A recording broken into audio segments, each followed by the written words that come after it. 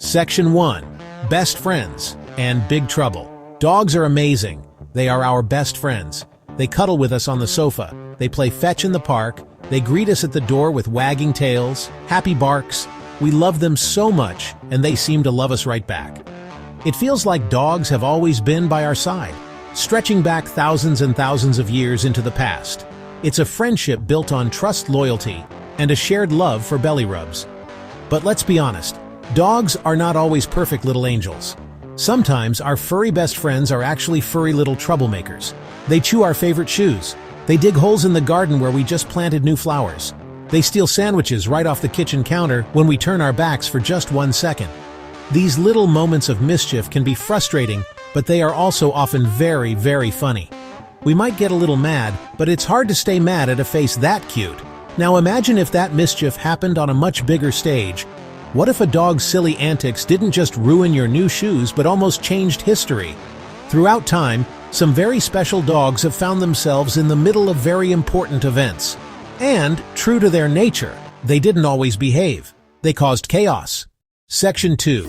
Why we love our furry friends. Why do we love dogs so much? The answer goes way back in time.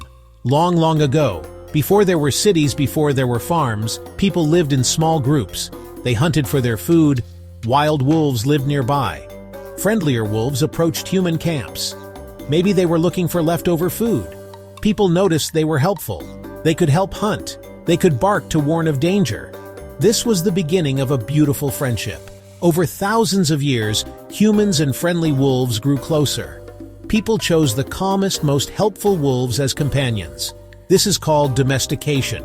Wolves slowly changed. Their bodies changed. Their behavior changed. They became the first dogs. Not poodles, not chihuahuas, still wolf-like but loyal to families. A perfect team. Humans provided food, humans provided shelter. Section 3. The dog who started a war, almost. Have you ever heard of a dog starting a war? It sounds like a joke, but it almost happened. This story takes place in the 1920s on the border. Greece, Bulgaria. The two countries were not very friendly at the time. There was a lot of tension and soldiers watched each other carefully. Everyone was on edge. A small problem could turn into a big fight. One day, a Greek soldier was on duty with his dog. It seemed like a normal, boring day. The dog saw something interesting. Maybe a squirrel, maybe a rabbit. The dog chased it, straight across the border into Bulgaria. The soldier ran after his dog. Bulgarian soldiers saw a Greek soldier running toward them. They didn't see the dog. They saw an enemy crossing the border and assumed an attack. They opened fire. The Greek soldier was killed. His comrades found him and were furious. They believed Bulgaria had attacked for no reason. A runaway dog had sparked a major international crisis. The event became known as the War of the Stray Dog. Greece invaded part of Bulgaria. For days it looked like a full-scale war. Fortunately, other countries intervened and told Greece to stop. The situation was eventually resolved without more fighting.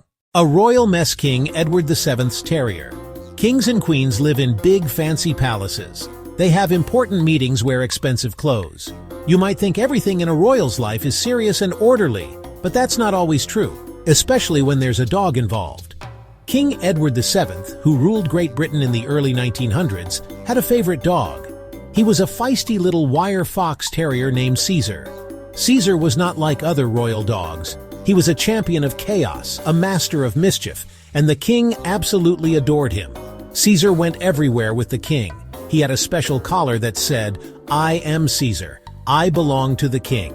This little dog thought he was the most important creature in the palace, and he acted like it. He would run through the halls, barking at important visitors. He would jump on fancy furniture with muddy paws. Diplomats, politicians from all over the world would come to meet the king, only to be greeted by a small, yapping terrier who demanded their attention. The king found it all very amusing. One of the funniest stories about Caesar happened during a very important meeting. Let's travel way back in time to the ancient Roman city of Pompeii. This was a busy city filled with people, shops, beautiful homes. It was located near a huge volcano called Mount Vesuvius. In the year 79 AD, something terrible happened. Mount Vesuvius erupted. It covered the entire city in hot ash and rock. The city was buried for centuries, perfectly preserved just as it was on that fateful day. When archaeologists began to uncover Pompeii, they found amazing things that told them about life in Roman times. Among the many discoveries, archaeologists found evidence of many dogs. Dogs were very common pets in ancient Rome, just like they are today. They found mosaics with pictures of dogs, Cave Keenum mosaic, beware of the dog. They even found the preserved body of a dog, curled up as it died in the disaster. The dog was wearing a collar, showing it was a cherished pet. These discoveries show us that the bond between humans and dogs is truly ancient. But one dog in Pompeii might have caused a bit of chaos before the disaster. In one of the excavated houses, archaeologists found a very funny scene. It looked like someone was in the middle of baking bread. Loaves of dough sat on a table ready for the oven, but all over the loaves were tiny little paw prints. A small dog had jumped up on the table and walked all over the bread. The White House in Washington, D.C. is the home of the President of the United States. It's a formal, important place. But it's also been home to many pets, especially dogs. These first dogs often become famous. One of the most famous and mischievous was a Scottish Terrier named Fala. Fala belonged to President Franklin D. Roosevelt in the 1940s. The president adored Fala. The little black dog was his constant companion. Fala was treated like royalty. He ate his meals in the president's study. He slept in a special chair at the foot of the president's bed. He even had his own secretary to answer fan letters. But fame didn't stop Fala from causing trouble. He was a bit of a beggar at meals. He would go guest to guest, hoping for scraps. Roosevelt had to remind guests not to feed him. One famous moment sparked a political stir. The World Cup is the biggest soccer tournament on the planet. The trophy, called the Jules Rimet Trophy, is one of the most famous prizes in all of sports. In 1966, the World Cup was going to be held in England. Before the tournament started, the trophy was put on public display at an exhibition in London. It was kept inside a locked glass case and was guarded around the clock. But one day, the unthinkable happened. The guards took a break, and when they came back, the trophy was gone. The whole country was in a panic. Scotland Yard, London's famous police force, launched a massive investigation.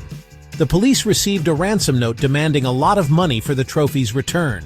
It was a national embarrassment.